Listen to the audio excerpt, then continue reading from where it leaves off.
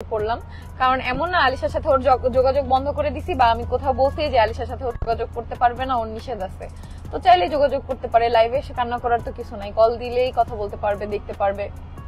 আলিশাকে miss করো না আপু। হ্যাঁ, আলিশাকে আমি মিস করি, কিন্তু আমি চাই না যে আলিশাকে, আমি রিয়াকে আর কি বলছি পার্সোনাল ভাবে যে আলিশার খোঁজ খবরটা যদি নেওয়া যায় কোনোভাবে তাহলে নিস। কারণ আলিশাকে প্রথমে, আলিশার জন্য আমার যে পরিমাণ মায়া এখন তো শুধু আল্লাহই জানে আর আমি জানি। আলিশাকে এখনো দেখলাম হচ্ছে কান্না আসে। আজকে হচ্ছে দেখছি যে ঝুটি করছে এরকম ছোট ছোট, তো এখানে দেখে মন চাইছে যে একদম ফুলে জড়ায়নি, যে ফুলে নি আলিশাকে।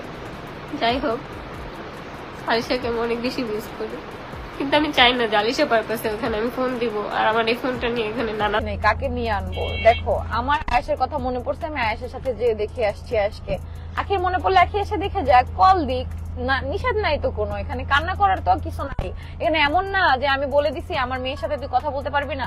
আমি সবসময় বলি ও আখিরও মেয়ে, আয়েশ যেমন আমারও সন্তান, আর হচ্ছে আলিশা হচ্ছে আখিরও সন্তান।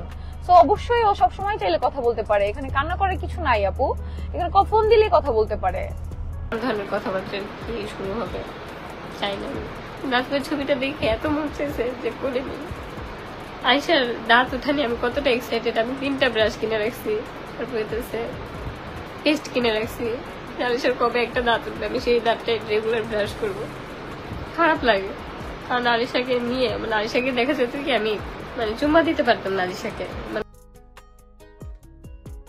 কারণ আয়েশার সাথে আমি যখন চাই তখনই কথা বলতে পারি, রিয়া ফ্রি থাকলে আমাকে কথা বলে। ইভেন আয়েশ যদি জাগনা থাকে, রিয়া নিজে আমাকে কল দেয়। ওই দিন কল দিছে, আমি ধরতে পারি না, আমি বাইরে ছিলাম, একটা কাজে ব্যস্ত ছিলাম, কিন্তু কথা বলে। তো এখানে কোনো বাধা নাই যে আমি কথা বলতে পারবো না। সেম আলিশার সাথে কথা বলতে চাইলে ওরা বলতে পারে, ওরা বলে না, সেটা ওদের ব্যাপার, বাট চাইলে বলতে পারে, কারণ আমার তরফ থেকে কোনো বাধা কখনোই আসবে না।